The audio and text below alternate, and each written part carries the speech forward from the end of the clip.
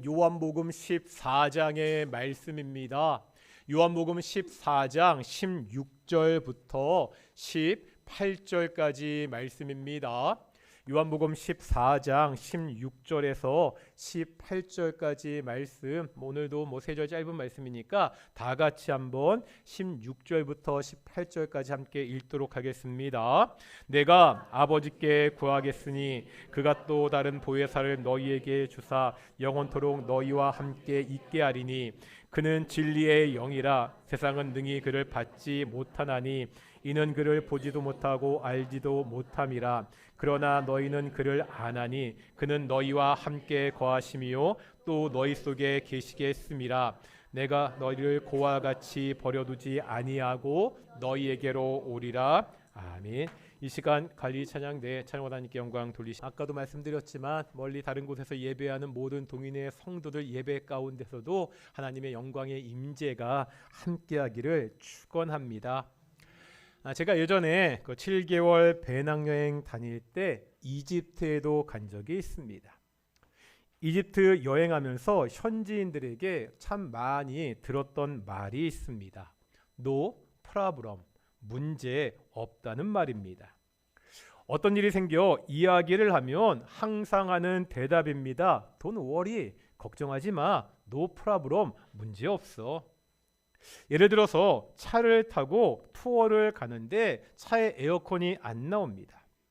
이집트는 더운 나라지만 그 투어 가는 길이 굉장히 좋지 않아서 창문을 열면 먼지가 엄청 들어옵니다. 그러니 창문을 닫고 가야 합니다. 이런 상황에서 에어컨이 안 나오면 차 안은 정말 찜통입니다. 그래서 앞에 있는 가이드에게 에어컨을 좀 다시 틀어달라고 이야기합니다. 그럼 뭐라 대답하죠? No problem. 처음에 이 말을 들었을 때는 깜빡 잊고서 이 뒷좌석 에어컨을 켜지 않았구나. 이제 켜겠지 기다립니다. 그런데 아무리 기다려도 여전히 에어컨이 나오지 않죠. 다시 앞에 가이드에게 지금 에어컨 안 나온다. 너무 덥다고 이야기하면 또 하는 말이 No problem. 분명히요, 프라브럼, 문제가 있습니다. 문제는 해결하지 않고 걱정하지 말라고 문제 없다고만 이야기합니다. 처음에는요, 정말 짜증나고 답답했는데 하도 많이 듣다 보니까 나중에는 그러려니 이렇게 하게 되었습니다. 우리가 살면서 여러 가지 문제로 염려와 근심을 할 때가 있죠. 이럴 때 근심하지 마, 걱정하지 마, 그 한마디가 우리에게 힘과 용기를 주기도 합니다. 하지만 그 말로 그 문제 자체가 사라지진 않습니다. 그 문제가 해결이 되지 않으면 우리는 다시 근심하게 됩니다. 우리가 요한복음 14장부터 나오는 예수님의 다락방 설교를 보고 있죠. 기억나십니까? 다락방 설교는 처음 예수님께서 제자들에게 근심하지 말라 이렇게 말씀하는 것으로 시작이 됩니다. 이유가 뭐라고요? 현재 제자들이 근심하고 있기 때문입니다. 우리는 왜 지금 제자들이 근심하고 있는지 그 이유를 살펴보았습니다. 이유가 뭐였죠? 이제 예수님께서 세상을 떠나서 아버지께로 갈 때가 되었습니다. 이 예수님의 제자들은요, 오직 예수님만 바라보며 예수님을 쫓았던 사람들입니다. 고기가 가득 잡혀있던 그물을 버려두고 예수님을 쫓았습니다. 돈 잘 벌던 세리라는 그 직업을 내팽개치고 예수님을 따랐습니다. 자신의 신념이었던 혁명가의 길을 포기하고 예수님의 제자가 되었습니다. 가족도 떠났지요. 사랑하는 아내도 두고 따른 길이었습니다. 그러면서도 어디 한 군데에 정착하지 못하고 떠돌이처럼 그렇게 살았습니다. 그렇게 자신들의 인생을 예수님께 올인했습니다. 그런데 지금 그들에게 남겨진 결과가 뭐라고요? 믿고 따랐던 선생님은 간다고 하십니다. 함께 먹고 자고 했던 동역자 중에 한 명은요, 배신을 하고 또 다른 한 명은 예수님을 부인하게 될 것입니다. 그동안 3년 열심히 쫓아다녔던 자신들의 수고가, 자신들의 꿈이 산산이 깨어지는 상황입니다. 이러니 지금 제자들이 근심하고 있습니다. 이런 제자들에게 예수님이 말씀하시죠. 너희는 근심하지 말라.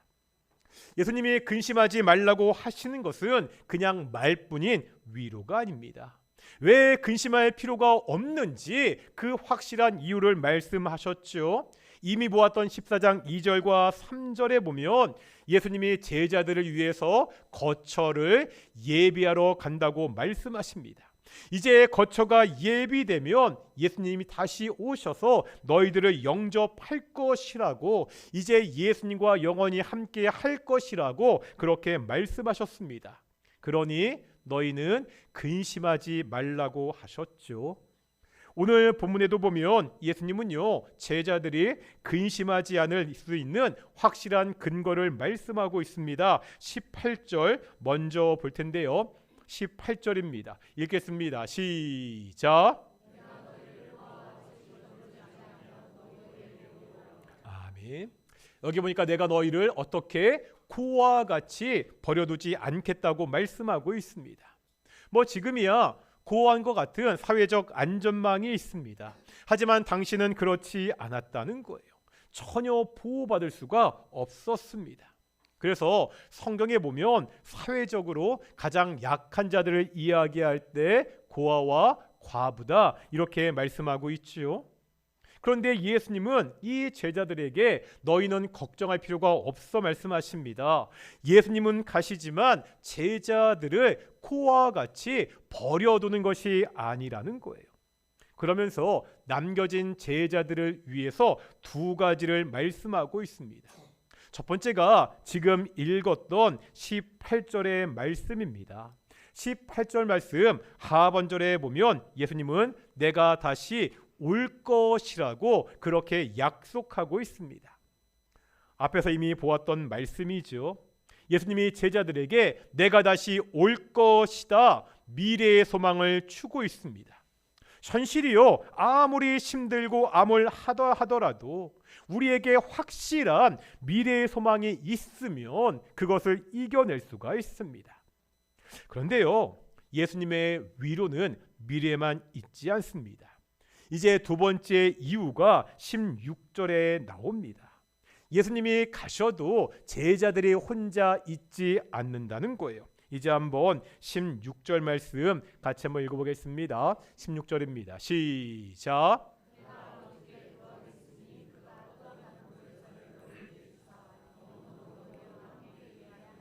아멘. 예수님이 가시면서 아버지께 간구하지요. 하나님은요 이 예수님의 간구를 들으시고 또 다른 보혜사를 제자들에게 보내서 영원히 함께 있도록 하겠다고 말씀하고 있습니다. 예수님이 가셔도 제자들은 홀로 있지 않습니다. 누구와 함께? 보혜사와 함께 있게 된다는 거예요. 코와 같이 버림받은 자들이 아니라는 겁니다. 그렇다면 여기서 말씀하시는 보혜사는 어떠한 존재죠? 보혜사는 한자어입니다. 이것을 말 그대로 풀이하면 보호하고 은혜를 베풀고 가르치는 선생이다 이런 의미를 가지고 있습니다. 짧은 단어 속에 참 많은 의미가 담겨져 있습니다. 이 한자어도 의미가 있지만 이 보혜사라는 단어는 원어를 살펴보는 것이 좋습니다. 이 보혜사라는 말을 헬라어로 보면 파라클레토스 이렇게 말합니다. 뭐라고요? 파라클레토스. 이런 단어들은 중요한 단어니까 그냥 헬라어로 암기해 두시면 가끔 이용할 때가 있습니다. 이 파라클레토스를 분석하면 이렇게 됩니다. 파라클레토스는 파라라는 단어와 클레토스라는 단어가 합쳐진 단어입니다. 이 파라는요 옆으로라는 뜻이 있습니다. 클레토스는 불림받은 이라는 뜻을 가지고 있습니다. 그러면 파라클레토스가 어떤 뜻이 되죠? 옆에 있도록 부르심을 받은 이, 옆에 있도록 부르심을 받은 자, 이런 뜻을 가지게 됩니다. 그런데 이 단어는요, 다른 신약 성경에는 등장하지 않습니다. 오직 요한만 사용한 특별한 단어입니다. 그래서 이 단어를 이해하려면 이 단어가 어떠한 문장에서, 어떠한 문맥에서, 맥락에서 쓰였는지를 살펴봐야 됩니다. 우선 오늘 본문 16절에 보니까 또 다른 보혜사를 보내신다고 말씀하고 있지요. 또 다른 보혜사, 이 말에는 전제가 있습니다. 어떤 전제죠? 이미 보혜사가 있었다는 말입니다. 이미 보혜사가 있었는데 이 보혜사 외에 또 다른 보혜사를 보낸다는 것입니다. 그러면 이미 계시는 보혜사는 누구입니까? 요한일서 2장 1절을 보겠습니다. 요한일서 2장 1절입니다. 읽겠습니다. 시작.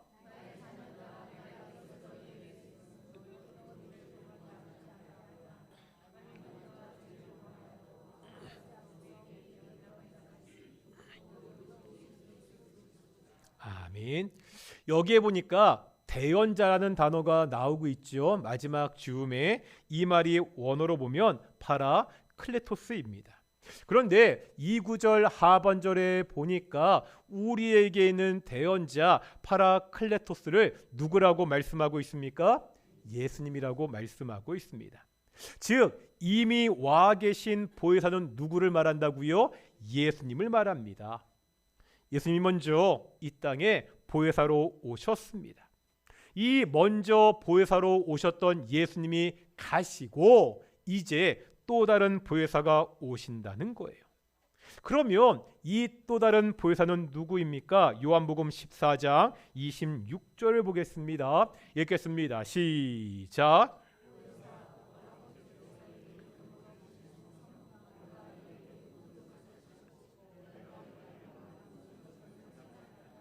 아멘. 여기 26절에 보니까 보혜사를 누구라고 말씀하고 있죠? 하나님께서 예수님의 이름으로 보내실 성령이다, 이렇게 말씀하고 있습니다. 이런 말이죠. 예수님은 이미 와 계신 보혜사이십니다. 이제 성령께서 다시 오시는 또 다른 보혜사가 되십니다. 보혜사신 예수님이 가시면서 또 다른 보혜사이신 성령님께서 우리에게 오십니다.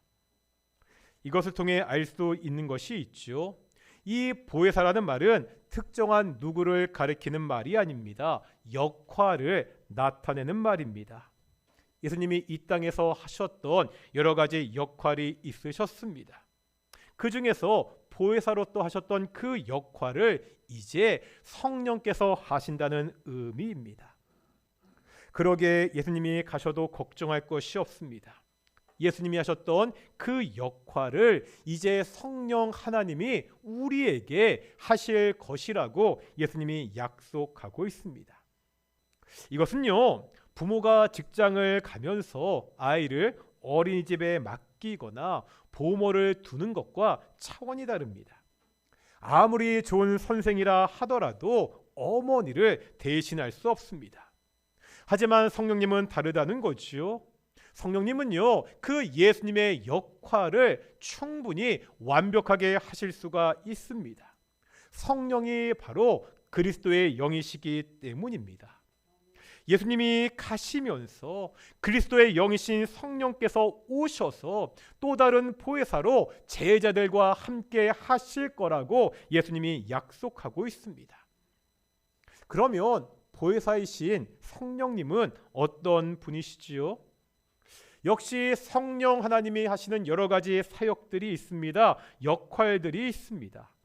우리가 에베소서를 공부하면서 공부했죠. 먼저 우리가 예수님을 믿도록 우리의 구원을 적용하시는 분이 성령님이십니다. 또 어떤 일을 하셨죠? 성경의 저자들의 그 마음을 감동하셔서 성경을 기록하게 하신 분이 누구시죠? 성령님이십니다. 뿐만 아니라 사도행전에 보면 이 땅에 교회를 세우시고 이제 그 교회를 여전히 유지하시는 분이 누구십니까? 성령 하나님이십니다. 하지만 보혜사로서 성령님을 이야기할 때 이것과는 역할이 좀 다릅니다. 이것을 알기 위해서는 이 보혜사가 언급된 구절들의 맥락을 살펴볼 필요가 있습니다. 그 맥락이 우리가 지금 보고 있는 요한복음 14장에서 16장까지의 말씀입니다. 또 다른 보혜사 성령께서 오시는데 어떠한 상황입니까? 먼저 15장 볼 텐데요. 18절과 20절입니다. 15장 18절 20절 읽겠습니다. 시작.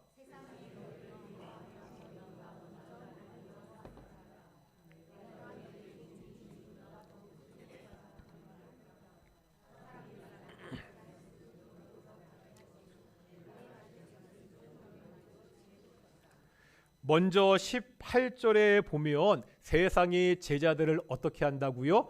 미워합니다. 20절에 보면 심지어 뭐 한다고요? 박해한다고 말씀하고 있죠. 이제 제자들이 이 땅의 성도 교회들이 핍박 박해를 받고 있는 상황을 말씀하고 있습니다.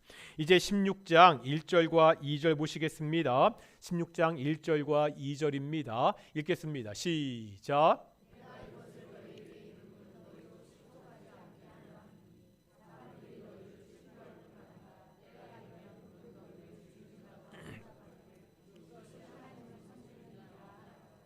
지금요, 사람들이 제자들을 출교합니다. 뿐만 아니죠, 죽이려까지 한다고 말씀하고 있습니다. 보혜사 성령께서 오시는 상황은 어떠한 상황입니까? 예수님은 아버지께로 가십니다. 이제 제자들은, 우리 성도들은 이 세상에 남아 있습니다. 문제는요, 이 남아있는 세상이라는 거예요. 이 세상이 제자들을, 성도들을 핍박하고 박해합니다.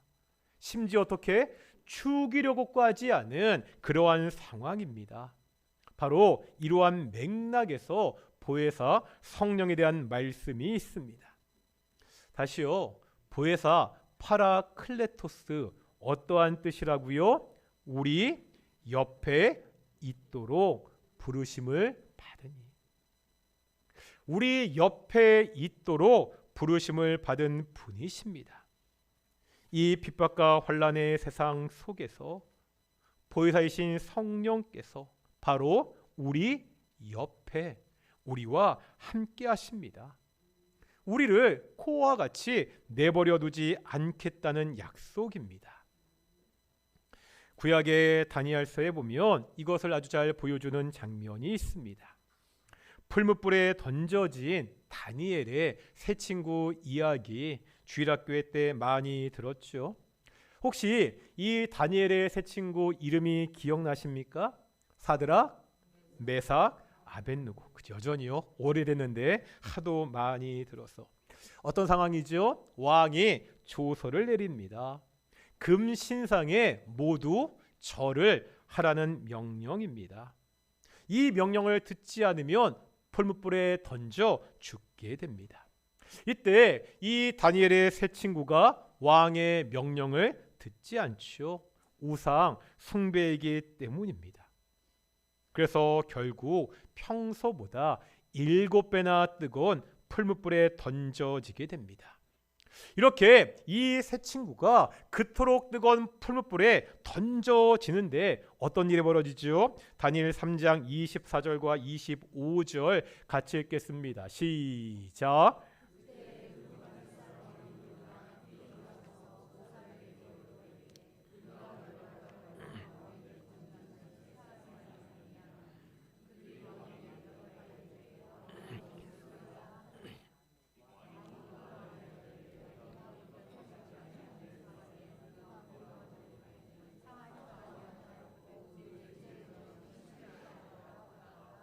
아멘. 무슨 일이 벌어지죠? 일단요, 풀무불에 던져진 이 세 사람이 멀쩡합니다. 이것도 놀라운 일이지만 왕과 신하들이 보니까 더 놀라운 일이 있다는 거예요. 분명 자기들은 세 사람을 던졌는데 그 불 속에 보니까 한 사람이 더 있다는 거죠. 그것을 보고 왕이 뭐라고 이야기합니까? 25절 마지막에 보면 뭐라고요? 그 넷째의 모양이 누구와 같다고? 신들의 아들과 같도다. 신의 형상을 가진 또 다른 인물이 그 불 속에 있는 거예요. 학자들은요, 이 네 번째 사람을 구약에 나타난 예수님의 현현이라고 그렇게 설명합니다. 이 장면은 우리가 힘들어하고 고통받는 그 현장에 함께 하시는 하나님의 모습을 보여주고 있습니다. 보혜사이신 성령께서 우리 옆에 영원히 함께 하신다는 것이 바로 이러한 의미라는 거예요. 지금 불이 타오르고 있는데 그 박해와 고난의 현장 가운데 실제 우리와 함께 하십니다. 불 밖에서 너희 정말 힘들지 이렇게 말로만 위로하는 것이 아닙니다. 그 고통받는 현장에서 우리의 손을 꼭 붙잡고 우리 옆에 함께 하십니다. 보혜사 성령께서 내 옆에만 계셔도 위로가 되잖아요. 그런데 이 위로는요, 그냥 마음의 위로로 그치지 않습니다. 로마서 8장 26절입니다. 로마서 8장 26절 읽겠습니다. 시작.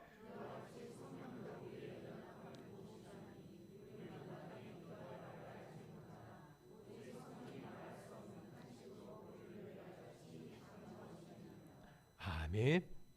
때로 살면서 너무나 힘들기 때문에, 너무나 속상하기 때문에, 너무나 어려워서 기도조차 나오지 않을 때가 있다는 거죠. 그런데 바로 그때 우리 옆에서 말할 수 없는 탄식으로 우리를 위하여 기도하시는 분이 있다는 거예요. 누구라고요? 보혜사이신 성령께서 말할 수 없는 탄식으로 우리를 위하여 간구하신다고 말씀하고 있습니다. 이 세상을 살면서 우리가 부딪히는 수많은 문제들이 있습니다. 어려움들이 있습니다. 그게 질병의 문제일 수 있습니다. 경제적인 문제일 수 있습니다. 관계의 문제일 수 있습니다. 어떤 문제는 쉽게 해결할 수 있습니다. 하지만 7배나 뜨거운 그 풀무불처럼 도저히 내 힘으로 어찌할 수 없는 내 삶을 짓누르는 문제와 어려움이 우리 앞을 가로막을 때도 있습니다. 세상은요, 그 문제 앞에서 책임도 못 지면서 no problem, 문제 없어 이렇게 이야기합니다. 하지만 우리는요, 말만으로 그 문제가 사라지지 않는다는 것을 알고 있습니다. 성령님은 우리에게 밖에서 no problem, 문제 없어 이렇게 말씀하시는 분이 아닙니다. 그 problem, 문제 가운데 직접 들어오시는 분이십니다. 세상은 문제 없다고 말합니다. 그러나 성령님은 내가 함께 있겠다고 그렇게 말씀하고 있습니다. 우리는 고아가 아닙니다. 인생의 뜨거운 풀무불 한가운데 이미 성령께서 네 번째 분으로 우리와 함께 하십니다. 말없이 옆에 앉아서 우리가 기도조차 할 수 없을 때 나를 위하여 탄식하며 아버지께 간구하십니다. 이 보혜사 성령께서 지금 이 시간에도, 이 순간에도 우리와 함께 하십니다. 이제 우리에게 필요한 게 뭐죠? 제자들이 가지고 있던 나 혼자라는 그 착각과 두려움을 버려야 됩니다. 보혜사 성령께서 어떠한 상황에서도 나와 함께 하신다는 그 믿음을 붙잡고 우리가 살아야 됩니다. 이 믿음이 있을 때, 이 믿음을 붙잡고 기도할 때 아무리 힘들고 큰 문제 앞에서도 우리가 담대할 수 있습니다. 또요, 우리가 하는 그 기도에 대한 확신도 가져야 됩니다. 그냥 나 혼자 기도하는 것이 아니라는 거예요. 물론 우리 동인의 공동체, 우리 동인교회 식구들이 나와 함께 기도합니다. 하지만 성도들의 기도뿐만 아니라 내가 눈물로 기도할 때 아무도 알지 못하는, 차마 남에게 말할 수 없는 그 문제를 가지고 눈물로 기도할 때 내 옆에서 나와 함께 기도하는 분이 있다는 거죠. 누구라고요? 보혜사 성령께서 말할 수 없는 탄식으로 나를 위하여 간구하십니다. 이 간구에, 이 기도에 하나님께서 신실하게 응답하십니다. 오늘 이 말씀을 통해서 힘들다고 말하는, 어렵다고 말하는 이 세상, 보혜사 성령의 손을 꼭 붙잡고 승리하는 우리 귀한 동인의 성도들이 되시기를 축원합니다. 우리 함께 찬양하겠습니다. 허무한 시절 지날 때.